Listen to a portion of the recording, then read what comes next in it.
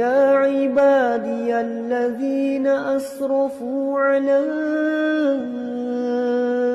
أنفسهم لا تقنطوا من رحمة الله.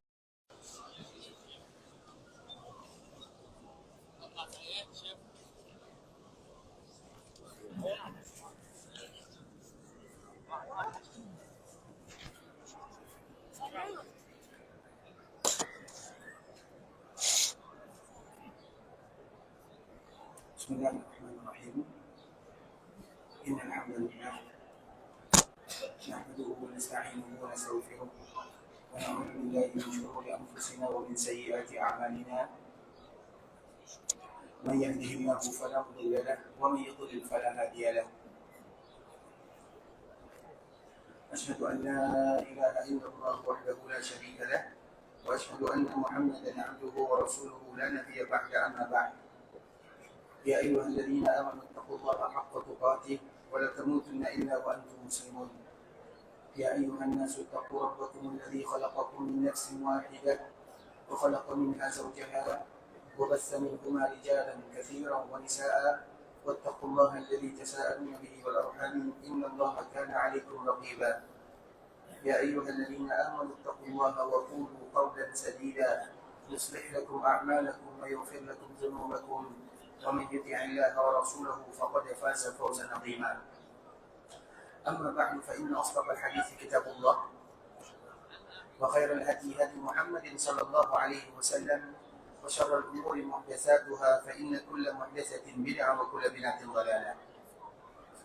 إخوة الإسلام، saudara kaum muslimin, para tetamu Allah rahimani wa rahimakumullah.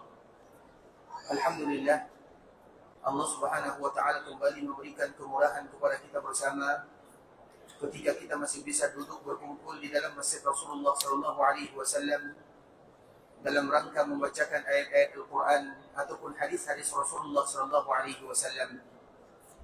Karena orang-orang yang beriman kepada Allah, di antara bentuk bukti keimanan mereka, mereka tidak pernah lupa untuk membaca ayat-ayat Allah agar iman mereka senantiasa bertambah. Begitu juga mereka tidak lupa kepada baginda Nabi yang mulia Sallallahu Alaihi Wasallam dengan membaca hadis-hadisnya agar cinta mereka semakin mekar di dalam jiwa dan raga kepada baginda Nabi yang mulia Sallallahu Alaihi Wasallam. Oleh karenanya Allah Subhanahu wa Ta'ala menyebutkan, innamal mu'minuna alladhina idza dzukirallah wajilat qulubuhum. Sesungguhnya orang mukmin yang sesungguhnya adalah mereka yang apabila disebutkan kepadanya nama Allah, keagungan Allah, kekuasaan Allah, wajilat qulubuhum, maka mereka akan takut dan lari kepada Allah Subhanahu wa Ta'ala. Takut kepada Allah tidak sama dengan takut kepada yang lainnya. Takut kepada Allah, maka kita akan semakin lari kepada Allah Subhanahu wa Ta'ala. Sehingga dengan itu pula Allah menyebutkan dua kalimat yang diulang oleh Allah Subhanahu wa Ta'ala di dalam surat yang sama. Fafirru ila Allah. Hendaklah kalian lari kepada Allah. Apa maknanya? Kita kembali kepada Allah Subhanahu wa Ta'ala. Berusaha melaksanakan perintah Allah dan menjauhi larangan Allah Subhanahu wa Ta'ala. Itulah yang disebut dengan wajilat, wajil. Wajil itu lebih tinggi tingkatannya daripada kata khasyah. Khasyah itu artinya juga takut. Wajil artinya juga takut. Tapi wajil itu takut karena kita mengetahui. Ada orang yang takut, tapi dia tidak tahu kenapa dia takut. Dan kita takut kepada Allah karena kita tahu bagaimana keagungan dan kebesaran Allah Subhanahu wa Ta'ala. Maka dipilih bahasa wajilat qulubuhum. Wa idza tuliyat 'alaihim ayatuhu zadatuhum imana. Dan apabila dibacakan kepada mereka ayat-ayat Allah, maka bertambah keimanannya. Artinya ikhwatul Islam, itulah tujuan kita duduk di Masjid Nabawi. Kita ingin bertambah keimanan kepada Allah sesuai dengan nama kota Madinah. Kota Madinah di antara salah satu namanya adalah Darul Iman, yaitu kota yang akan kembali memberikan kekuatan kepada iman yang ada, memberikan kecintaan kepada Allah Subhanahu wa Ta'ala dan juga kepada Rasulnya yang mulia Sallallahu Alaihi Wasallam. Dan kita di sini berada untuk membaca ayat-ayat Allah dan juga hadis-hadis Rasulullah Sallallahu Alaihi Wasallam. Harapan dan tujuan agar kita semakin cinta kepada Allah dan juga cinta kepada Rasulullah Sallallahu Alaihi Wasallam. Kemudian salawat beriringkan salam semoga senantiasa tercurahkan buat junjungan alam Nabi kita yang mulia, uswah dan qudwah kita bersama Muhammad bin Abdullah sallallahu alaihi wasallam. Rasulullah sallallahu alaihi wasallam pernah suatu ketika ikhwatul Islam, Nabi sedang melakukan salat malam. Ketika Nabi sallallahu alaihi wasallam melakukan salat malam, maka banyak ayat yang biasanya dibaca oleh Nabi sallallahu alaihi wasallam. Karena Nabi sallallahu alaihi wasallam wajib hukumnya melaksanakan salat malam, sedangkan bagi kita sebagai umatnya tidak demikian keadaannya. Dan Nabi sallallahu alaihi wasallam mengapa diwajibkan oleh Allah Subhanahu wa taala melakukan salat malam? Untuk meringankan beban Nabi sallallahu alaihi wasallam di dalam berdakwah. Karena dakwah itu adalah sesuatu yang berat. Untuk meringankan dakwah tersebut, maka Allah wajibkan kepada Nabi untuk salat. Dengan salat itu pula lah dakwah akan ringan bagi Nabi yang mulia sallallahu alaihi wasallam. Makanya Nabi sallallahu alaihi wasallam tidak pernah meninggalkan salat malam. Kalau seandainya Nabi meninggalkan salat malam karena ada uzur, karena ada alasan, maka Nabi akan menggantinya di siang hari. Artinya begitulah Nabi sallallahu alaihi wasallam senantiasa menjaganya. Nah, ketika Nabi sallallahu alaihi wasallam salat malam, ayat-ayat yang dibaca oleh Nabi panjang sekali ikhwatul Islam. Makanya disebutkan pernah salah seorang sahabat Nabi, Abdullah bin Abbas dan juga Abdullah bin Mas'ud radhiyallahu taala anhu, dia pernah salat bersama Rasulullah sallallahu alaihi wasallam. Kemudian Nabi memulai salat tersebut dengan Al-Baqarah. Maka sahabat ini mengatakan kemungkinan 100 ayat maka Nabi akan ruku. Kemudian Nabi membaca Al-Baqarah sampai 100 ayat. Sampai ayat 100 Nabi kembali melanjutkan. Sahabat ini kembali mengatakan, oh mungkin Nabi ingin mengkhatamkan Al-Baqarah. Kemudian Nabi pun mengkhatamkan Al-Baqarah. Ketika Al-Baqarah khatam, dia siap-siap untuk ruku'. Ternyata Nabi melanjutkan dengan surat An-Nisa. Kemudian dia mengatakan, mungkin Nabi akan selesai membaca surat An-Nisa. Maka dia pun siap-siap untuk ruku'. Tetapi Nabi kembali melanjutkan dengan surat Ali Imran. Karena waktu itu belum tersusun. Artinya apa ikhwatul Islam? Panjang ayat yang dibaca oleh Nabi SAW. Kalau dikumpulkan Al-Baqarah, An-Nisa, Ali Imran, itu hampir 5 juzuk. Nah, begitu juga di malam ini. Nabi SAW membaca surah Ibrahim, membaca surah Al-Ma'idah. Al-Ma'idah itu juga hampir 1 juzuk. Ketika Nabi SAW membaca surah Al-Ma'idah, maka di dalam Al-Ma'idah ada cerita yang indah berkaitan dengan Nabi Isa. Bagaimana pembangkangan kaum Nabi Isa. Kaum Nabi Isa itu terdiri dari 2. Yang pertama Yahudi, dan yang kedua Nasara. Kedua-duanya disebut dengan Ahlul Kitab. Dan kedua-duanya juga disebut dengan umat Nabi Isa alaihissalam. Karena semestinya atau sejatinya antara agama yang dibawa oleh Nabi Musa dengan Nabi Isa sama-sama diutus kepada Bani Israel. Namun mereka pada akhirnya terpisah sendiri. Yang satu mengatakan Yahudi, yang satu mengatakan Nasara. Terlepas daripada itu semua, kedua-duanya mereka termasuk umat Nabi Isa alaihissalam. Kemudian di ikhwatul Islam, umat Nabi Isa berbeda dengan umat Nabi SAW. Yang satu sisi mereka kasar kepada nabinya. Bahkan mereka ingin membunuh Nabi Isa alaihissalam. Yang satu sisi mereka terlalu berlebihan kepada nabinya. Sehingga mengagungkan dan mengangkat Nabi Isa di atas kadar yang sebenarnya. Nabi membaca ayat ini. Nabi tidak mau ada umatnya seperti itu. Sehingga Nabi SAW ingin umatnya adalah umat yang wasata. Bukankah itu yang disebutkan oleh Allah? Wa kadzalika ja'alnakum ummatan wasata. Bukankah kalian dijadikan oleh Allah umat pertengahan? Bukan seperti ini, bukan juga seperti ini. Kemudian Nabi membaca ayat ini. Nabi tidak ingin umatnya sama dengan umat Nabi Isa. Yang mana pada akhirnya mereka ingin membunuh nabinya. Mereka membangkang kepada perintah nabinya. Nabi tidak mau umatnya membangkang, tidak mau Nabi SAW. Begitu juga dikala Nabi membaca surat Ibrahim. Allah juga menceritakan di dalamnya tentang kisah Nabi Ibrahim. Maka Nabi juga tidak mau umatnya sama dengan umat Nabi Ibrahim. Tidak ada satupun yang beriman kepada Nabi Ibrahim.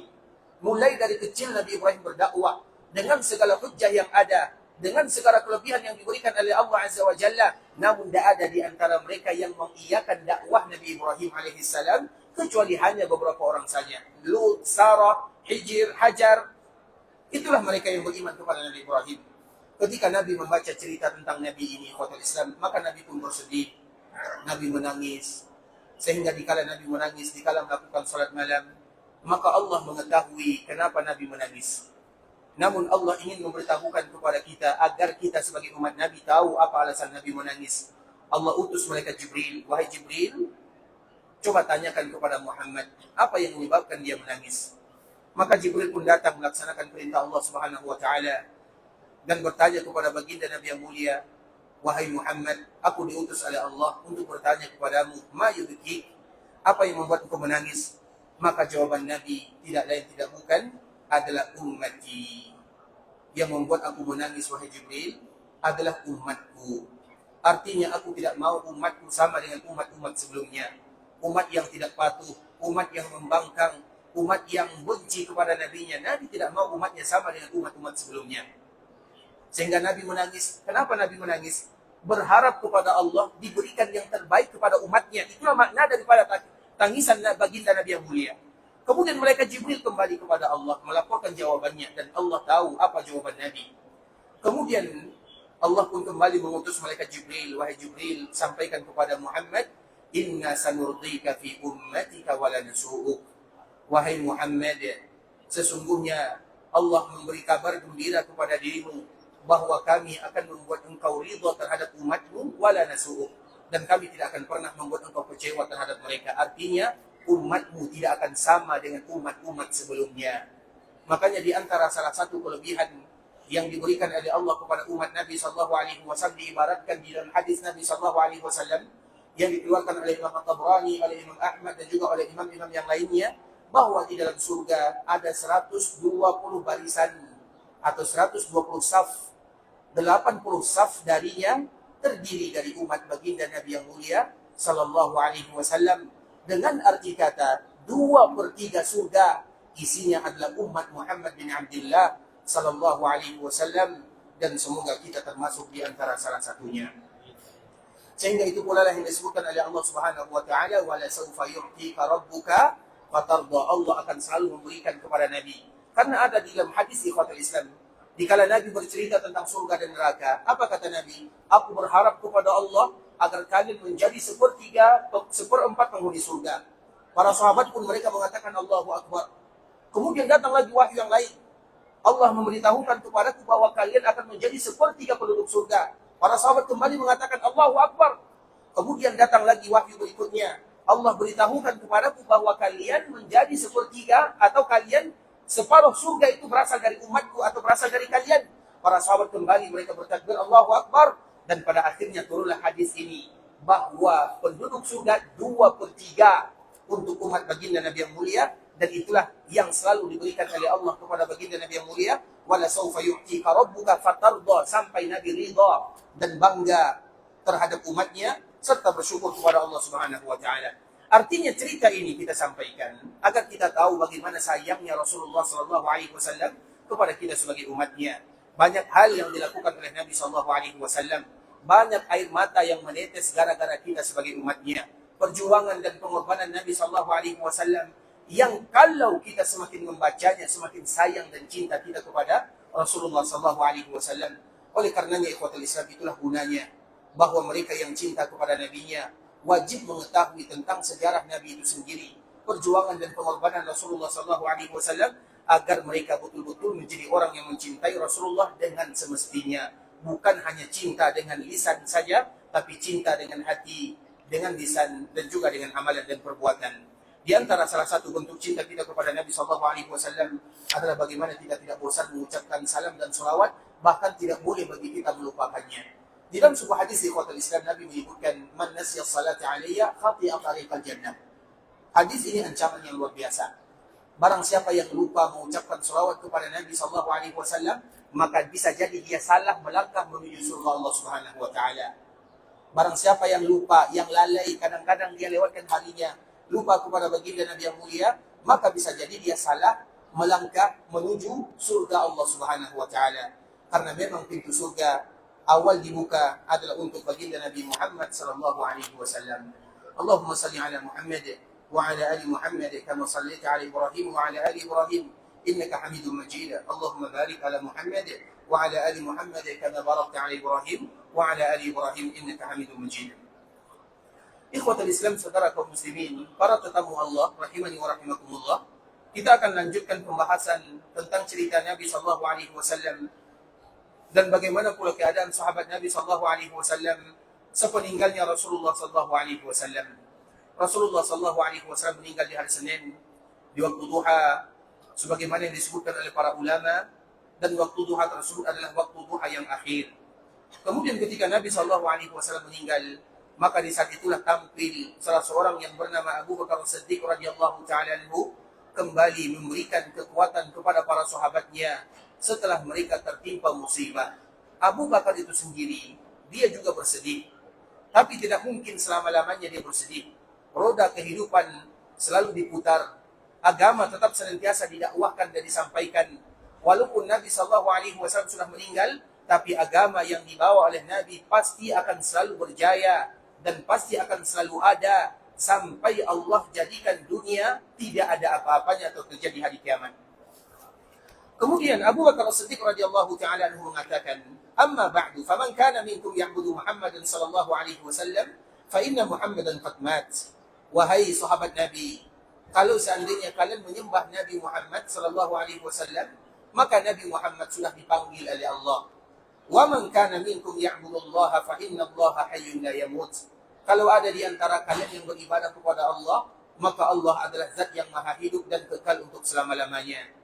Setelah kalimat ini disampaikan oleh Abu Bakar As-Siddiq, kemudian dia menguatkan dengan ucapan atau dengan firman Allah Subhanahu wa taala, "Wa ma Muhammadun illa rasulun qad khalat min qablihi ar-rusul."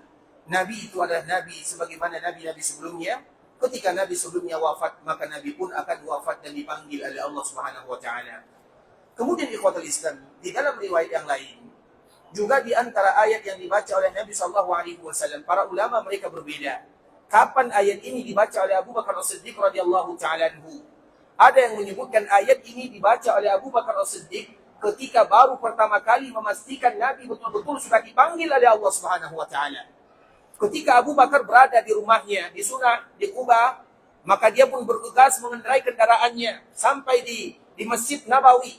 Kemudian dia masuk ke rumah Aisyah. Kemudian dia membuka wajah Nabi. Kemudian memastikan bahwa Nabi betul-betul dipanggil oleh Allah.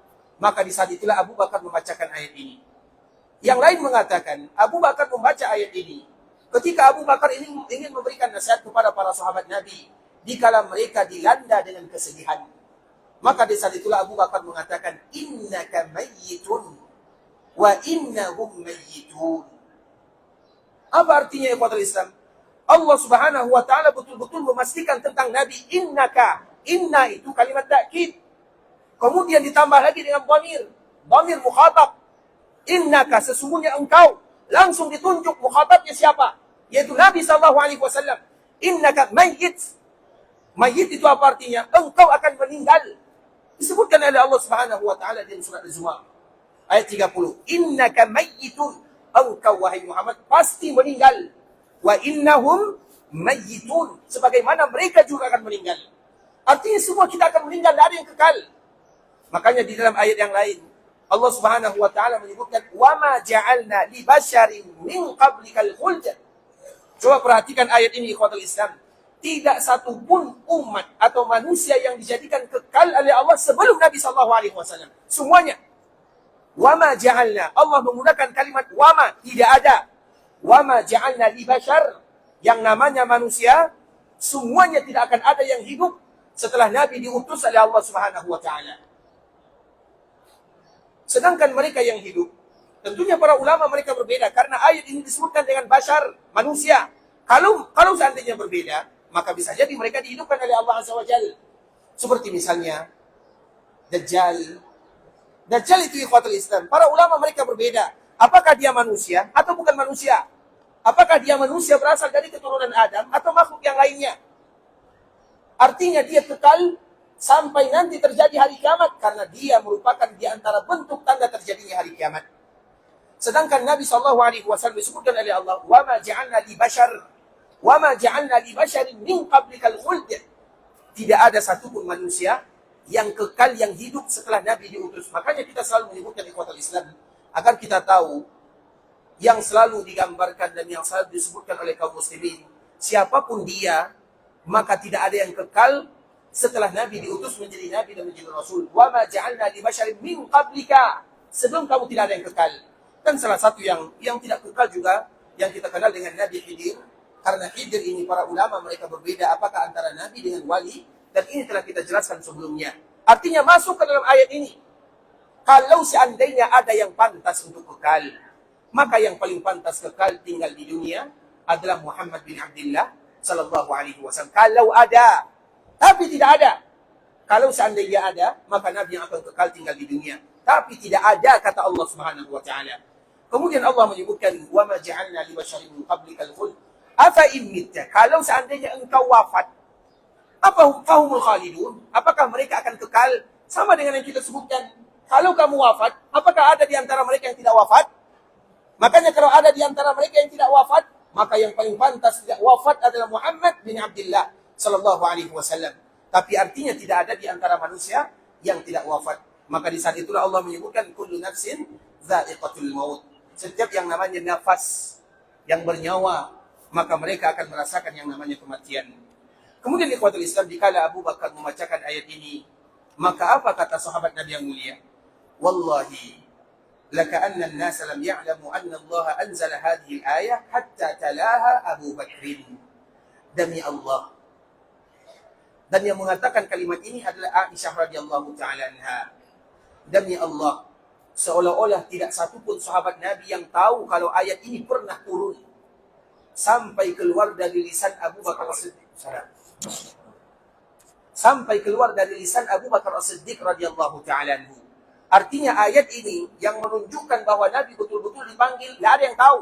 Seolah-olah ayat ini tidak pernah turun sampai Abu Bakar membacakan ayat tersebut, maka barulah para sahabat mereka sadar. Fatalaqaha minhun nasa kulluhum. Kemudian ketika Abu Bakar membaca ayat ini, wa ma Muhammadun illa rasulun qad khalat min qablihi rusul innaka mayyitun wa innahum mayyitun. Semua penduduk Madinah mengulang-ulang ayat yang dibaca oleh Abu Bakar As-Siddiq radhiyallahu taala anhu. Semuanya. Kenapa mereka mengulang? Untuk menghibur dirinya, memastikan bahwa Nabi betul-betul sudah dipanggil oleh Allah Subhanahu wa taala. Makanya semua mereka yang mendengarkan Abu Bakar mengucapkan ayat ini, mereka ulang. Kemudian mereka yang mengulangnya didengarkan lagi oleh orang yang ada di belakangnya, diulang lagi. Sehingga semua penduduk Madinah yang ada di Madinah pada waktu itu, semuanya mengucapkan ayat yang tadi telah dibacakan oleh Abu Bakar As-Siddiq radhiyallahu ta'ala anhu. Fama asma'u basharan minan nasi illa yatluha. Tidak satu pun yang mendengarkan ayat ini, kecuali mereka akan membacanya. Kemudian kita kembalikan kepada Umar. Umar yang belum mempercayai 100% akan kehadiran atau akan wafatnya Nabi SAW, maka di saat itulah dia mengatakan, wallahi ma huwa illa an sami'tu Abu Bakrin talaha fa'aqirtu. Umar tadi yang mengatakan Nabi tidak wafat. Demi Allah Nabi tidak wafat. Demi Allah Nabi tidak wafat. Kemudian ketika Abu Bakar membacakan ayat ini, maka Umar mengatakan, demi Allah, baru saja aku mendengarkan Abu Bakar mengucapkan ayat tersebut, kecuali aku langsung terduduk. Artinya terduduk di atas lututnya. Fa'aqirtu. Kalimat akhir itu duduk dan terjatuh pedangnya atau lemas jasadnya karena betul-betul percaya bahwa Nabi sudah dipanggil oleh Allah untuk selama-lamanya. Hatta ma tuqilluni rijlai. Sampai-sampai kakiku tidak lagi kuat berdiri. Artinya terjatuh di atas kedua lututnya. Wa hatta ahwaitu ilal ard. Dan kemudian hampir saja aku terjatuh ke bumi. Hina sami'tu talaha. Hina sami'tuhu talaha. Sehingga ketika aku mendengarkan Abu Bakar mengucapkan ayat ini, alimtu anna an-nabiyya sallallahu alaihi wasallam qad mat. Maka di saat itulah aku baru menyadari bahwa Nabi betul-betul sudah dipanggil oleh Allah Subhanahu wa taala. Artinya ikhwatul Islam, tentunya tidak semudah yang kita bayangkan dikala Nabi sallallahu alaihi wasallam dipanggil oleh Allah Subhanahu wa taala. Bahkan kalau seandainya kita berada di tengah-tengah para sahabat Nabi yang mulia, kita tidak tahu kita akan berada di sebelah yang mana. Apakah kita termasuk orang yang percaya atau mereka yang tidak percaya? Kita tidak tahu. Saking beratnya musibah yang melanda para sahabat Nabi. Kalau seandainya Umar demikian keadaannya, bagaimana dengan selain Umar? Yang kuat keimanannya, sahabat Nabi yang mulia, sekaligus mertua Nabi. Sulit untuk mempercayai Nabi dipanggil oleh Allah Subhanahu wa taala. Bagaimana dengan kita? Sehingga ikhwatul Islam, untuk mempercayai Nabi SAW betul-betul dipanggil oleh Allah Subhanahu wa taala butuh waktu yang lama. Maka inilah merupakan di antara salah satu kenapa Nabi diperlambat pengurusan jenazahnya. Karena hukum asal ikhwatul Islam, apabila ada di antara saudara kita yang dipanggil, meninggal, maka hukum asalnya harus disegerakan penyelenggaraannya. Kalau ada di antara saudara kita yang meninggal, baik itu keluarga dekat kita, orang tua kita, siapapun dia, kemudian dia dipanggil oleh Allah Subhanahu wa taala, maka jangan bilang tunggu dulu saya datang, tunggu. Jangan. Zalim namanya kita kepada si mayit. Karena apabila kita menunggu, berapa lama mereka akan menunggu nikmat yang telah disediakan. Artinya ikhwatul Islam, orang yang beriman kepada Allah, dikala mereka meninggal, mereka itu adalah orang yang paling berbahagia hidupnya. Kita ulang lagi ikhwatul Islam, orang yang meninggal, kemudian mereka adalah orang yang taat, orang yang melakukan kebaikan, yang selalu dekat dengan Allah, melaksanakan perintah Allah, meninggalkan larangan Allah. Ketika mereka meninggal, mereka kalau seandainya bisa berbicara, maka mereka akan marah kepada kita. Kenapa kalian memperlambat pengurusan jenazahku? Makanya sunnah Nabi SAW, kalau Nabi menganjurkan kepada kita, kalau ada yang meninggal, maka dipercepat penyelenggaraannya. Sedangkan Nabi SAW lambat. Kenapa Nabi terlambat? Karena Nabi berbeda dengan umat yang lainnya. Kenapa demikian? Karena Nabi SAW jasadnya berbeda. Nabi SAW orangnya berbeda. Ada hal-hal yang membedakan Nabi SAW dengan manusia-manusia yang lainnya. Kalau Nabi diperlambat, alasan pertama, karena kejadian yang dialami oleh sahabat Nabi SAW. Untuk meyakinkan Nabi itu meninggal, butuh waktu yang lama. Kemudian ikhwatul Islam, mungkin bisa jadi setelah zuhur, baru para sahabat mereka yakin Nabi SAW dipanggil oleh Allah Subhanahu wa taala. Artinya mereka betul-betul sadar, sebagaimana yang diungkapkan oleh Umar bin Khattab radhiyallahu taala anhu, alimtu anna Nabiy sallallahu alaihi wasallam qad mat. Maka di saat itulah aku baru sadar bahwa Nabi sallallahu alaihi wasallam sudah dipanggil oleh Allah. Kemudian ikhwatul Islam, belum lagi kejadian yang ada yang menimpa para sahabat Nabi yang mulia. Karena kenapa kita menyebutkan bahwa wafatnya Nabi merupakan musibah? Dulu kalau ada masalah di tengah-tengah para sahabat, ada yang melerainya, ada yang menyelesaikannya. Kalau Nabi tidak menyelesaikannya, maka Allah yang akan menyelesaikannya dari wahyu atau melalui wahyu. Sekarang para sahabat bagaimana mereka menyelesaikannya? Makanya permasalahan pertama yang dihadapi oleh sahabat Nabi SAW adalah siapa yang akan memimpin Nabi atau yang akan memimpin kaum muslimin setelah Nabi SAW. Ketika Nabi wafat ikhwatul Islam, karena memang tidak boleh pemimpin itu kecuali harus ada pemimpin berikutnya. Tidak boleh ada kekosongan. Hukum asalnya ikhwatul Islam tidak boleh ada kosong pemimpin. Nah, Nabi adalah pemimpin kaum muslimin. Ketika Nabi wafat, maka harus dicari penggantinya. Karena nanti bagaimana mereka akan menyelenggarakan jasad Nabi? Bagaimana mereka memandikan Nabi? Bagaimana mereka menguburkan Nabi? Siapa yang memerintahkan mereka untuk melakukan yang demikian? Pemimpin. Sehingga ikhwatul Islam, maka orang-orang Al-Ansar, mereka berkumpul di sebuah tempat yang kita kenal dengan Saqifah Bani Sa'idah, yang ada di bagian kanan Masjid Nabawi, dan sampai sekarang masih ada diabadikan tempatnya. Masih kita ketahui di mana posisinya. Sebagaimana orang-orang Mekah, mereka punya tempat berkumpul, disebut dengan Darun Nadwah, maka orang Madinah, mereka juga berkumpul di Saqifah Bani Sa'idah. Kemudian ikhwatul Islam, ketika Nabi wafat dan mereka semuanya sudah yakin Nabi sallallahu alaihi wasallam dipanggil oleh Allah, maka para sahabat Nabi terkhusus kalangan orang-orang Ansar, mereka berkumpul di sana. Ketika mereka berkumpul, apa yang ingin mereka bicarakan? Yang ingin mereka bicarakan siapa yang akan menggantikan posisi Nabi sallallahu alaihi wasallam. Kemudian mereka pun berkumpul.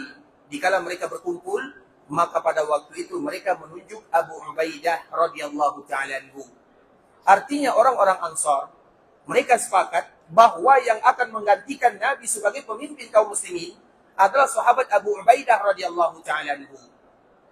Kemudian dikala mereka ingin menunjuk Abu Ubaidah, maka tiba-tiba Umar datang kepada Abu Bakar As-Siddiq. Mereka masih dilanda oleh kesedihan, namun ada masalah yang melanda, dan masalah ini harus diselesaikan. Kemudian ikhwatul Islam, maka Umar pun mengabarkan kepada Abu Bakar, ada orang-orang Ansar berkumpul di sana. Maka Abu Bakar pun pergi menemui orang-orang Ansar yang sedang berkumpul ingin menunjuk pemimpin. Kemudian di saat itulah Abu Bakar masuk. Dan orang-orang Ansar tahu bagaimana kedudukan Abu Bakar di sisi Nabi SAW dan bagaimana mulianya Abu Bakar As-Siddiq radhiyallahu ta'ala anhu di dalam agama. Kemudian Abu Bakar pun mengatakan, wahai orang-orang Ansar, ketahuilah, sesungguhnya Nabi mengatakan, pemimpin setelahku harus berasal dari Quraisy. Orang Ansar itu berasal dari mana? Siapa yang tahu orang Ansar berasal dari mana? Dari? Masya Allah, ya silakan. Masya Allah, Allah jika khairan. Allah jika khairan. Salah ya. Baik. Orang Ansar berasal dari mana? Madinah tadi dijawab oleh dia, Pak. Salah jawabannya. Orang Ansar berasal dari mana? Iya, Ansar Madinah sudah pasti. Tapi mereka berasal dari mana? Sama dengan Imam Malik. Imam Malik rahimahullah ta'ala, namanya adalah Imam Malik, seorang imam yang lahir pada tahun 93 Hijriah, meninggal pada tahun 179 Hijriah. Namanya adalah Malik bin Anas Al-Asbahi Al-Himyari. Himyar. Siapa yang tahu Himyar? Dari mana itu berasal? Dari mana? Siapa yang jawab, angkat tangan? Kita dahulukan yang senior ya. Silakan. Dari Yaman. Dari mana? Allahu Akbar. Warakallahu fiik. Allah jika khairan. Warakallahu fiik. Al-Himyari. Wa iyyakum syakarallahu lakum barakallahu fikum syakarallahu lakum barakallahu fikum. Tapi ikhwatul Islam, orang Ansar itu ikhwatul Islam, asal muasal mereka itu berasal dari Yaman. Dan Yaman itu banyak pujiannya disebutkan oleh Nabi sallallahu alaihi wasallam. Makanya di dalam hadis ikhwatul Islam ada keutamaan mereka. Tapi ingat, Yaman dulu tidak sama dengan Yaman sekarang. Yaman dulu itu setelah Taif semuanya disebut dengan Yaman. Kita ingin sekarang hanya sekedar mengingatkan saja agar kita tahu apa itu disebut dengan Yaman. Yaman itu setelah Taif. Taif kita tahu di mana Taif? 100 kilo dari Mekah kurang lebih. Kemudian setelahnya sampai ke ujung-ujung itu disebut dengan daerah Yaman. Makanya disebut dengan rukun Yamani. Karena dia berasal, artinya bisa jadi dia berada di kanannya Hajar Aswad atau memang mengarah ke daerah Yaman. Maka disebut dengan rukun Yamani. Nah, orang-orang Mekah dulu pertama kali yang tinggal di Mekah siapa? Juga berasal dari mereka, dari suku Jurhum. Begitu juga orang-orang Ansar, mereka juga berasal dari daerah Yaman. Makanya ada sebuah riwayat ikhwatul Islam. Ketika Allah Subhanahu wa taala menyediakan sebuah telaga yang sangat indah, yang sangat luas, dan telaga yang paling bagus, paling luas, paling indah adalah telaga Rasulullah sallallahu alaihi wasallam. Panjangnya, lebarnya sama, seolah-olah kita berjalan 1 bulan lamanya. Begitulah panjang telaga Rasulullah sallallahu alaihi wasallam. Dan barang siapa yang meminumnya tidak akan pernah lagi haus untuk selama-lamanya. Dan yang pertama kali minum dari telaga Nabi adalah orang-orang fakir dari kalangan muhajirin. Itu yang pertama. Kemudian yang kedua disebutkan oleh Nabi SAW, orang-orang Yaman. Siapa maksudnya? Sahabat Al-Ansar radhiyallahu ta'ala anhu. Artinya karena memang mereka berasal dari sana. Nah, kemudian ikhwatul Islam, dikala orang-orang Ansar ini mereka berkumpul di sana untuk memimpin atau untuk memilih salah seorang pemimpin yang akan menggantikan Nabi SAW, maka datang Abu Bakar As-Siddiq menyampaikan hadis Nabi. Kenapa orang-orang Madinah mereka berkumpul? Apakah mereka tidak tahu hadis Nabi? Iya, mereka tidak tahu. Kalau seandainya mereka tahu hadis Nabi ini, maka mereka tidak akan berkumpul di sana. Mereka tidak akan berani berkumpul di sana dan menunjuk Abu Ubaidah. Karena ketidaktahuan itulah mereka berkumpul di sana. Maka Abu Bakar As-Siddiq datang untuk memberitahukan hadis Nabi. Dan begitulah para sahabat ikhwatul Islam. Kalau mereka tidak tahu, kemudian mereka tahu, maka mereka akan meninggalkan pendapatnya. Mereka akan mengambil pendapat baginda Nabi yang mulia sallallahu alaihi wasallam. Dan ini bukan masalah main-main. Masalah pemimpin. Masalah siapa yang akan menentukan Islam dan kaum muslimin. Kemudian dikala ditunjuk ikhwatul Islam, Abu Bakar datang. Wahai orang-orang Ansar, tidakkah kalian tahu bahwa aku mendengarkan Nabi sallallahu alaihi wasallam bersabda bahwa pemimpin setelah Nabi berasal dari suku Quraisy. Orang Yaman, orang Ansar, mereka bukan berasal dari Quraisy. Orang Quraisy itu mereka berasal dari Mekkah Al-Mukarramah rata-rata. Karena suku Quraisy itu walaupun ada cabangnya, tapi rata-rata semua mereka disebut dengan suku Quraisy. Sehingga dikala mereka mengetahui yang demikian, mereka semuanya terdiam. Kenapa terdiam? Berarti tidak boleh orang Ansar menjadi pemimpin. Walaupun ada sebagian mereka mengatakan ikhwatul Islam, minna amir wa minkum amir. Kalau demikian, dari kami ada pemimpin, dari kalian juga ada pemimpin. Ini tidak akan mungkin terjadi ikhwatul Islam. Artinya tidak mungkin ada dua pemimpin dalam satu tempat. Tidak boleh demikian, Nabi melarangnya. Makanya Abu Bakar memberikan nasihat kepada mereka. Kemudian menyebutkan khalifah setelah Nabi itu kurang lebih 30 tahun. Dan itu semuanya berasal dari Quraisy. Makanya kalimat istilah khalifah atau khilafah itu hanya 30 tahun sahaja. Kalau ada istilah khilafah, khalifah, itu hanya 30 tahun, 30 tahun saja. Dan kita selalu menyebutkan khalifah. Apa arti khalifah? Apa arti khalifah? Kita dahulukan, apa artinya Pak? Pemimpin, betul? Betul? Pemimpin. Khalifah itu artinya, khalfun. Apa arti khalfun? Kalau di depan, bahasa Arab depan, amama. Kalau bahasa Arab belakang, khalfa. Khalfa itu disebut dengan khalifah. Jadi di belakang. Asal kata daripada, silakan Pak. Masya-Allah. Barakallahu fiik. Allah izinkan. Saya asal baca ya. Masya-Allah. Khalifah itu ikhwatul Islam, orang yang datang belakangan. Atau yang menggantikan orang yang di depan. Maka Abu Bakar disebut dengan khalifah. Artinya yang menggantikan Nabi. Iya, dia pemimpin. Tapi khalifah itu diambil dari kata-kata khalifun. Yaitu yang ada di belakangnya. Kemudian ikhwatul Islam, kalimat khalifah atau khilafah itu hanya ada 30 tahun setelah Nabi SAW meninggal. Setelahnya, maka kaum muslimin disebut dengan malik, ada yang disebut dengan kerajaan, ada yang disebut dengan pemimpin sebagaimana yang ada di zaman sekarang ini.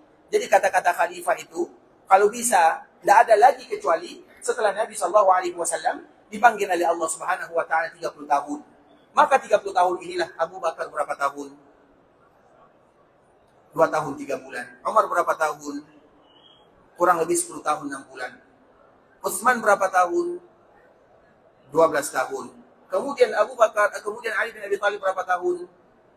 Kurang lebih 4 tahun 6 bulan. Kemudian sisanya 6 bulan anaknya Hasan, 5 inilah yang disebut dengan khalifah. Setelah kelima ini siapa lagi yang memimpin kaum muslimin? Siapa yang memimpin kaum muslimin? Setelah 5 orang ini? Masya Allah, silakan Pak. Masya Allah. Allah jika khairan.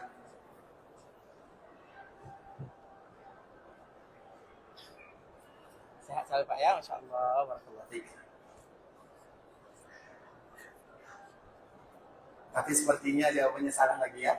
Baik, siapa yang memimpin setelah Hasan? Sedikit lagi Abu Sufyan anaknya. Siapa nama anaknya?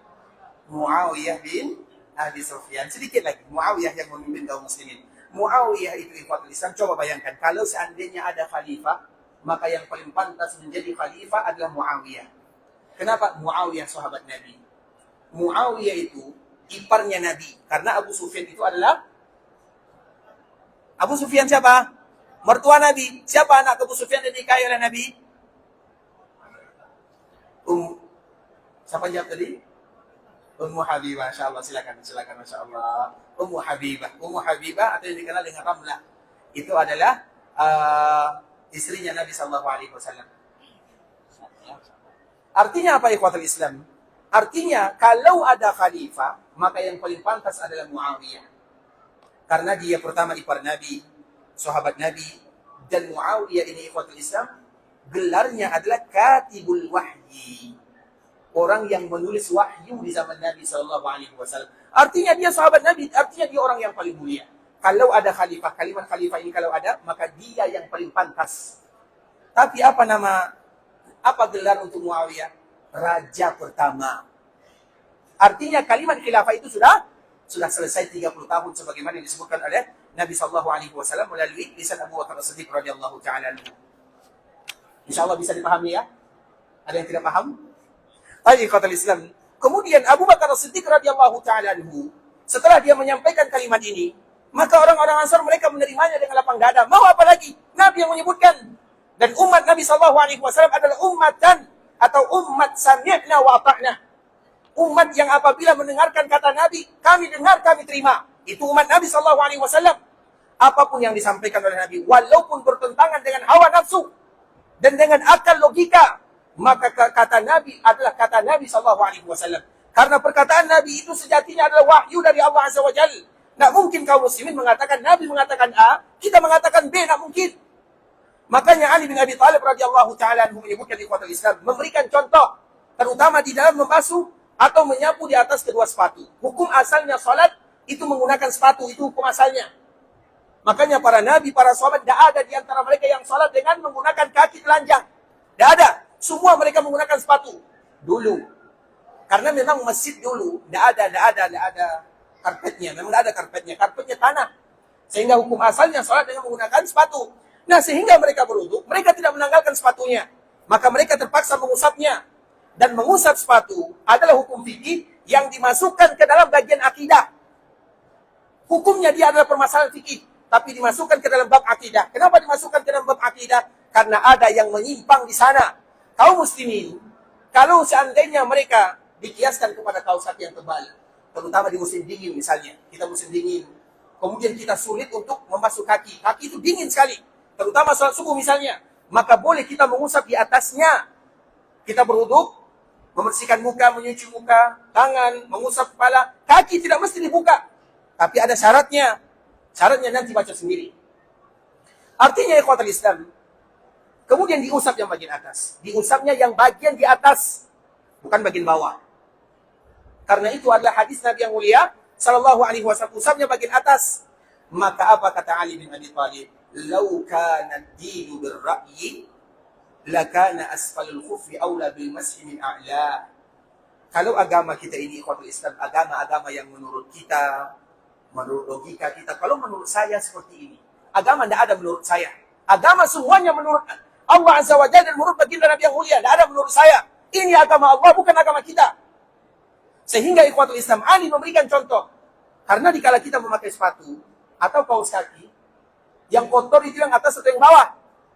Yang bawah, kita semua tahu yang bawah. Tapi apa kata Ali?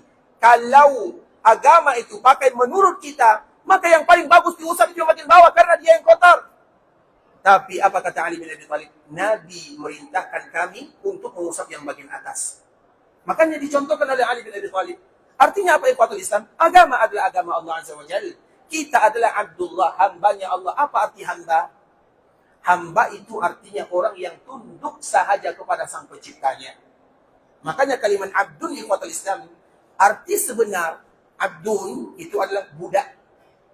Kita tahu apa arti budak?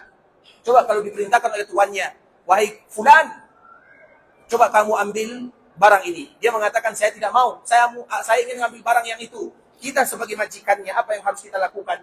Kita akan marah kepadanya. Nah, begitulah status kita abdun. Kita ini abdun. Tapi abdun siapa? Abdullah. Dan kita bangga menjadi hamba Allah Subhanahu wa ta'ala. Tinggal bagaimana kita berusaha semaksimal mungkin untuk taat terhadap semua aturan-aturan yang telah ditentukan oleh Allah Subhanahu wa ta'ala. Kalau kita tidak bisa, maka baru. Bukan berarti kalau kita tidak bisa, maka kita berharap kepada Allah agar Allah mudahkan kita untuk melakukannya. Nah, begitu juga dengan orang Ansar. Menerima hadis ini berat bagi mereka ikhwatul Islam. Tapi mereka tidak akan pernah mengatakan tidak. Itu hadis Nabi SAW. Artinya pemimpin setelah Nabi wajib berasal dari Quraisy. Kemudian Abu Bakar setelah menerangkan hadis ini dan orang-orang Ansar mereka menerimanya, maka Abu Bakar As-Siddiq dia ingin mengambil tangan Umar. Diambilnya tangan Umar karena dia ingin membaiat Umar. Umar berasal dari suku apa? Bani Adi. Bani Adi itu adalah cabang daripada suku Quraisy. Abu Bakar ingin mengambil tangan Umar untuk dibaiat. Dikala ingin diambil, ingin diucapkan saya ingin memilih kamu menjadi pemimpin, maka Umar bin Khattab lah yang pertama kali mengucapkan kami membaiat kamu wahai Abu Bakar As-Siddiq. Dikala Umar mengatakan yang demikian, maka semua orang-orang Ansar pun mengatakan yang demikian. Maka ini disebut dengan baiat khusus. Baiat khusus itu artinya baiat yang dilakukan di tempat sana, di Saqifah Bani Sa'idah, yang mana setelahnya baru dilakukan baiat secara umum yang diadakan di dalam masjid Rasulullah sallallahu alaihi wasallam. Apa gunanya ikhwatul Islam? Gunanya tidak lain tidak bukan apabila ada yang ditunjuk sebagai pemimpin, maka dia mudah akan mengarahkan kaum muslimin, terutama dalam penyelenggaraan jasad Rasulullah sallallahu alaihi wasallam. Menyelenggarakan jasad Nabi itu tidak mudah, ikhwatul Islam. Semua orang berebutan. Karena memegang jasad Nabi itu adalah sebuah kemuliaan. Tidakkah selalu kita ceritakan cerita Abu Sawad? Sawad, namanya adalah Sawad. Sawad itu diambil dari kata-kata sud. Sud itu artinya hitam. Sawad ini, ikhwatul Islam, termasuk di antara salah seorang sahabat yang ikut dalam perang Badar. Kemudian, dikala dua barisan sudah dipertemukan, ini barisan orang musyrikun, ini barisan kaum muslimin, maka Nabi yang mengatur barisan kaum muslimin setelah semalaman Nabi tidak tidur. Dan para sahabat mereka tidur. Kemudian ikhwatul Islam, ketika Nabi SAW mengatur barisan kaum muslimin, tiba-tiba Sawad tidak berada di barisan. Artinya dia agak sedikit maju dibandingkan dengan sahabat yang lainnya. Sehingga Nabi SAW mendorong Sawad ini ke belakang, maju ke saf. Artinya jangan pisah dari kaum muslimin, bersama garis yang telah ditentukan, lurus. Kemudian Sawad ini, ikhwatul Islam, didorong oleh Nabi dengan menggunakan tongkatnya. Kemudian tiba-tiba Nabi SAW mendengarkan sebuah kalimat yang keluar dari Sawad. Apa kata Sawad? Ya Rasulullah, auja'tani. Ya Rasulullah, engkau membuat aku sakit. Artinya tongkat yang tadi mendorong diriku membuat aku sakit, ya Rasulullah. Kalau kita lihat dari kisah ini, yang salah siapa sebenarnya? Kalau kita cari, apakah Nabi SAW salah? Tidak salah Nabi SAW. Dia hanya ingin meluruskan barisan kaum muslimin sebelum terjadi peperangan, agar dilihat bagaimana kekuatan yang ada pada diri mereka. Jumlah mereka sedikit, iya, tapi mereka dibantu oleh malaikat-malaikat Allah Azza wa Jalla. Allah menyebutkan, laqad nasarakumullahu bi Badr wa antum azillah. Allah sendiri yang menyebutkan, kalian itu lemah, kalian itu tidak ada persiapan jika terjadi perang Badar. Tapi Allah yang menolong kalian. Sehingga Nabi SAW dengan kekuatan yang ada, ditambah pertolongan dari Allah Azza wa Jalla, ingin meluruskan barisan kaum muslimin agar mereka terlihat kuat menghadapi barisan orang-orang musyrikun yang jumlah mereka sangat banyak, 3 kali lipat dibandingkan dengan kaum muslimin. Kemudian Nabi mendorong Sawad, dan Sawad mengatakan, ya Rasulullah, kamu membuat diriku sakit. Nabi SAW, Nabi itu namanya Nabiur Rahman.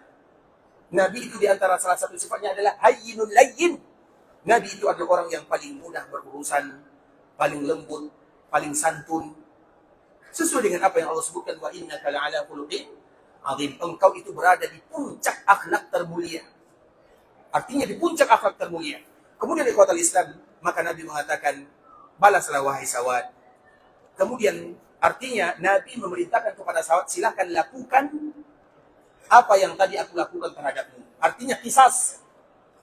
Dan Sawad mengiyakan. Dan para sahabat sudah mulai geram kepada Sawad. Kenapa kamu yang salah? Kemudian kamu minta balas kepada Nabi SAW.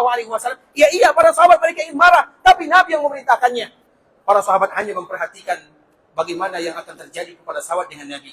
Apakah betul-betul dia akan membalas Nabi atau tidak? Kemudian ikhwatul Islam, Sawad pun mengatakan, atau Nabi memberikan tongkatnya. Karena Nabi tadi mendorong Sawad dengan tongkatnya. Maka Sawad pun ingin mengambil tongkat Nabi untuk mendorong Nabi dengan tongkat tersebut. Biar sama, seimbang. Yang namanya qisas. Kemudian ikhwatul Islam, Sawad pun mengatakan, ya Rasulullah, tadi engkau mendorong diriku, aku tidak memakai baju. Karena memang pakaian dulu tidak ada. Baju tidak ada, kecuali sedikit saja. Kemudian Nabi membuka bajunya, pakaiannya. Sahabat yang lain makin marah kepada Sawad. Seolah-olah mereka kalau seandainya diberikan kesempatan oleh Nabi, maka mereka akan menggenggam kepala Sawad. Kamu yang salah, kamu yang minta balas kepada Nabi. Tapi mereka tidak tahu apa tujuan Sawad. Kemudian dikala Nabi membuka bajunya, ikhwatul Islam, maka di saat itulah Sawad pun ingin membalas Nabi dan mendekat kepada Nabi. Para sahabat sudah mulai geram, sakit hati, karena bagaimana Nabi akan dibalas. Kemudian dikala mendekat dengan Nabi, maka tongkat yang ada di tangannya dijatuhkan. Kemudian dia pun merangkul Rasulullah SAW dan dia mengatakan, ya Rasulullah, bagaimana mungkin aku membalas dirimu ya Rasulullah? Aku hanya ingin sebelum terjadi peperangan, aku tidak tahu apakah aku termasuk orang yang wafat, orang yang syahid, atau orang yang masih diberikan kehidupan umur panjang. Dan aku ingin kalau seandainya aku termasuk orang yang syahid di jalan Allah, maka kulitku ini mulia dengan bersentuhan dengan kulitmu. Itu yang dia inginkan. Artinya apa ikhwatul Islam? Memegang kulit Nabi SAW sebuah kemuliaan bagi sahabat Nabi SAW. Bahkan menyentuh kulit atau menyentuh sesuatu yang menyentuh kulit Nabi juga kemuliaan bagi sahabat Nabi SAW. Makanya ada kisah yang lain yang agak sedikit mirip sama ikhwatul Islam. Kisah ini, ketika Nabi diberikan hadiah baju pakaian. Pakaian ini juga berasal dari pakaian Yaman. Karena pakaian Yaman ini dulu bagus-bagus ya. Kemudian ikhwatul Islam, dikala Nabi dihadiahkan pakaian ini, maka Nabi langsung memakainya. Dan itu juga pelajaran bagi kita bersama. Kalau diberikan hadiah, untuk menyenangkan orang yang memberikan hadiah, maka kita gunakan hadiah tersebut. Coba kita berikan hadiah kepada orang lain. Kemudian hadiah itu disimpan di lemari. Sakit hati kita dibuatnya. Coba bayangkan kalau seandainya kita berikan hadiah, kemudian langsung dipakai. Bahagia kita dengannya. Begitu juga dengan Nabi SAW. Nabi dikala diberikan hadiah dipakai. Dan Nabi memakainya karena butuh. Artinya betul-betul Nabi butuh kepada pakaian. Karena pakaian Nabi itu ikhwatul Islam banyak jahitannya. Nabi banyak jahitan pakaiannya. Rasulullah kita yang mulia SAW. Kemudian Nabi dikala memakainya baju baru yang indah, dan Nabi pun keluar bersama para sahabatnya. Dikala para sahabat melihat pakaian yang baru saja dipakai oleh Nabi, tiba-tiba muncul salah seorang sahabat yang mengatakan, "Ya Rasulullah, berikan pakaian itu untukku." Allahu Akbar. Baru dipakai langsung diminta. Kalau kita posisi Nabi, apa yang kita lakukan? Kamu tidak ada otak ya? Kalau itu mungkin bahasa yang paling ringan ya. Itu kita, tapi Nabi tidak demikian. Nabi SAW la yaruddu sa'ila. Itu sifat Rasulullah SAW. Nabi tidak pernah menolak permintaan orang yang meminta. Makanya kalau kita bandingkan dengan kita, tidak akan ada apa-apanya ikhwatul Islam. Nabi la yaruddu sa'ila. Nabi tidak pernah menolak orang yang meminta kepada dirinya. Kemudian sahabat ini mengatakan, "Ya Rasulullah, berikan pakaian itu untukku." Nabi tanpa banyak bicara langsung masuk ke dalam rumahnya.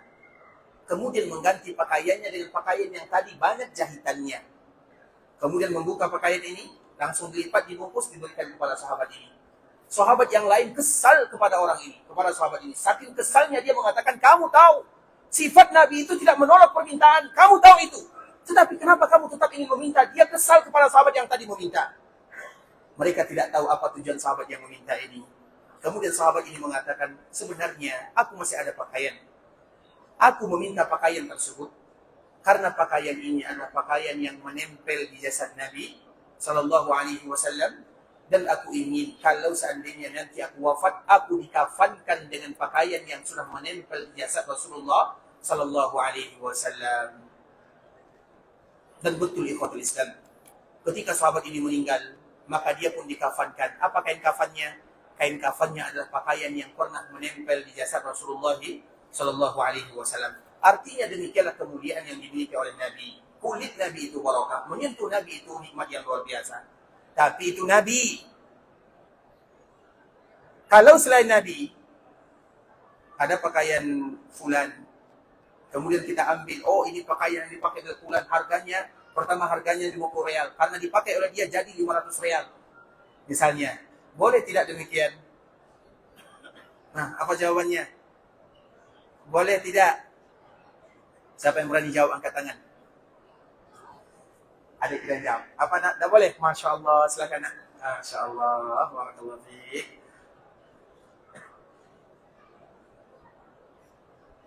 Dua ya, kamu ya. Siapa namanya? Ini dari mana?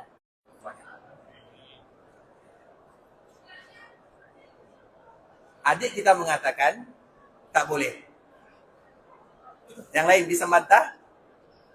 Kalau ingin bantah adik kita. Artinya ikhwatul Islam, keberkahan itu ikhwatul Islam, Nabi barokah, semuanya barokah. Nabi untuk Nabi barokah. Jangankan kulit Nabi, ludah Nabi, dahat Nabi itu pun berkah. Makanya ada salah seorang yang bernama Urwah bin Mas'ud kalau tidak salah. Urwah ini ikhwatul Islam, ketika terjadi perjanjian Hudaybiyah, dia melihat Nabi SAW, dia pada waktu itu belum lagi masuk Islam. Kemudian dikala dia melihat Nabi SAW, luar biasa, melebihi dari segala raja-raja yang ada di dunia, diperlakukan oleh para sahabatnya. Bagaimana mereka memperlakukannya? Ludah Nabi atau dahak Nabi sekalipun tidak akan pernah tersentuh oleh tanah, kecuali akan ada di telapak tangan mereka semuanya. Kemudian dioleskan di badannya. Kalau ludah kita boleh atau tidak? Kita mandi pakai susu 5 hari 5 malam baru hilang. Artinya ikhwatul Islam, Nabi barokah tidak sama dengan kita. Kalau seandainya ludah Nabi, iya barokah, ludah kita bencana. Ataupun yang semisalnya semuanya, Nabi barokah. Semua yang dipakai Nabi barokah semuanya. Artinya ada kekhususan tersendiri. Karena memang Nabi itu barokah. Lahir dan batin Nabi barokah. Tapi keberkahan tersebut ikhwatul Islam. Berkah itu ada jasad, ada fisik, ada tempat. Yang disebutkan oleh Allah. Al-Quran berkah. Nabi berkah. Bulan Ramadan berkah. Makkah, Madinah berkah. Selain itu tidak dijamin keberkahannya. Sehingga kita mencari keberkahan. Bukan berarti ada berkah. Selain itu tidak ada. Makanya Nabi ikhwatul Islam banyak hal-hal yang tidak boleh dikiaskan. Ada misalnya Nabi SAW. Coba bayangkan. Nabi SAW ikhwatul Islam minum air. Kemudian Nabi minum air. Maka air ini tentunya menjadi air yang berkah. Karena Nabi. Tapi kalau kita. Ini air telah diminum oleh Fulan bin Fulan. Harganya 5.000 menjadi 50.000. Boleh atau tidak demikian? Boleh atau tidak? Itu menjual agama namanya. Ikhwatul Islam, saudara kaum muslimin, para tetamu Allah rahimani wa rahimakumullah. InsyaAllah pembahasan kita akan kita lanjutkan pada kesempatan berikutnya. Dan semoga dengan kita senantiasa mengetahui tentang ayat-ayat Allah Subhanahu wa taala dan hadis-hadis Rasulullah sallallahu alaihi wasallam, terutama kita membahas sejarah Nabi sallallahu alaihi wasallam, semakin kita mencintai Rasulullah sallallahu alaihi wasallam. Karena senantiasa kita menyebutkan kaidah umum, semakin kita sayang kepada Nabi atau semakin kita kenal kepada Nabi, maka tentunya kita akan semakin cinta kepada Rasulullah sallallahu alaihi wasallam. Kata pepatah yang selalu kita ulang, tidak kenal maka tidak sayang maka tidak cinta. Bagaimana kita kenal, bagaimana kita sayang kepada Nabi, kita tidak kenal kepada Nabi. Bagaimana cara mengenal Nabi? Tidak lain tidak bukan adalah belajar agama Allah Subhanahu wa taala. Mengenal Nabi mengenal Nabi sallallahu alaihi wasallam butuh waktu yang lama. Bukan mengenal Nabi 1 hari, 2 hari kita langsung kenal dengan Nabi sallallahu alaihi wasallam, tidak. Bahkan mengenal Nabi untuk selama-lamanya sampai ruh berpisah dengan jasad, maka kita akan selalu berusaha mengenal Nabi sallallahu alaihi wasallam. Artinya kita harus belajar agama, mau tidak mau kita harus belajar agama, karena seolah-olah dengan kita belajar agama, kita akan mengetahui baginda Nabi yang mulia. Baik itu perkataan Nabi, baik itu perbuatan Nabi, baik itu persetujuan Nabi, baik itu fisik Nabi, baik itu akhlak Nabi, sedikit demi sedikit kita akan berusaha untuk mengetahuinya. Sehingga sebuah kaidah yang selalu kita ingatkan kepada kita bersama ikhwatul Islam, bahwa belajar agama itu adalah kewajiban, bukan pilihan. Artinya tidak boleh kita memilih, Ustaz, saya sekarang sibuk, insya Allah nanti kalau sudah tua, baru saya belajar agama. Iya kalau tua, kalau mati duluan. Kalau kita tidak belajar agama, ikhwatul Islam, ingat, pertanyaan pertama dari malaikat Allah kepada kita di alam barzakh, 3. Kalau kita berhasil dengan yang 3 ini, yang lain akan kita berhasil. Kalau kita gagal, maka siap-siaplah menerima pukulan yang apabila dipukulkan kepada gunung, hancur gunung tersebut. Bagaimana kalau dipukulkan dengan jasad kita yang lemah? Man rabbuka, wa man nabiyuka, wa ma dinuk. 3 ini tidak boleh kita lewatkan dalam kehidupan. Siapa Rabb kamu? Kita harus tahu Allah. Iya, kita tahu nama Allah. Tapi sudahkah kita mengenal Allah lebih dekat? Sudahkah kita ada Islam, iman, dan ihsan? Bukankah ihsan itu ada di antara derajat itqan? An ta'budallaha ka'annaka tara, fa in lam takun tara, fa innahu yarak. Itu disebut dengan al-ihsan, derajat yang paling tinggi. Kita ingin semakin dekat dengan Allah Subhanahu wa taala. Begitu juga sesudah seberapa banyak kita mengenal agama Allah Subhanahu wa taala, sudah berapa banyak kita mengenal Nabi sallallahu alaihi wasallam, semakin banyak kita tahu tentang 3 ini, semakin mudah bagi kita untuk menjawab pertanyaan dari malaikat Allah Subhanahu wa taala. Tapi kalau kita tidak tahu, maka di sana ada malaikat yang namanya Munkar dan Nakir. Kenapa disebut dengan Munkar dan Nakir? Malaikat Munkar disebut Munkar, Nakir disebut dengan Nakir, diambil dari bahasa yang sama, karena malaikat ini malaikat yang tidak kenal kita dan kita pun tidak kenal dengannya. Kalau dia tidak kenal kita, kalau salah habis langsung dipukul, selesai. Itu tugasnya. Artinya tidak ada toleransi di sana. Tergantung bagaimana amalan yang kita lakukan selama kita berada dalam kehidupan dunia. Dan salah satunya adalah mengenal Nabi. Wajib hukumnya bagi kaum muslimin untuk mengenal Rasulullah SAW, membaca sejarahnya, mengetahui keteladanan-Nya, mengetahui akhlak mulianya, ucapannya, perkataannya semaksimal mungkin sesuai dengan kemudahan yang Allah Subhanahu wa taala berikan. Dan kita duduk di masjid Rasulullah SAW di Fatul Islam, yang kita bahas adalah kota Madinah. Yang kita bahas adalah sejarah Nabi SAW, karena kita ingin semakin dekat dengan Nabi SAW. Kita dekat dengan Nabi secara fisik, karena jarak kita Nabi hanya beberapa langkah. Dan kita pun ingin dekat dengan agama yang dibawa oleh Nabi SAW. Dan harapan kita tentunya, semoga kita dengan mencintai baginda Nabi yang mulia, kita termasuk orang-orang yang dicintai oleh Nabi SAW. Dan kita pun termasuk dalam hadis yang disebutkan oleh Nabi, Al-mar'u ma'aman ahab. Sesungguhnya seseorang akan dikumpulkan bersama orang yang dia cintai. Dan semoga kita semua dikumpulkan bersama Rasulullah SAW. Ikhwatul Islam, saudara kaum muslimin, para tetamu Allah rahiman wa rahimakumullah. Sampai di sini pembahasan yang bisa kami jelaskan, yang benar dari Allah, yang salah dari diri kami pribadi.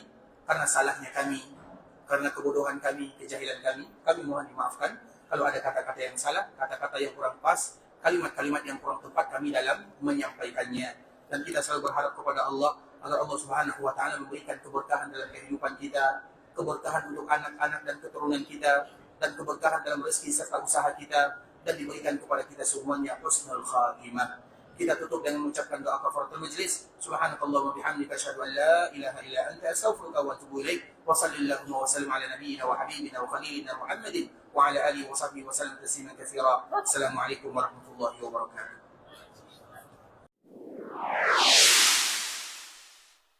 قل يا عبادي الذين أسرفوا على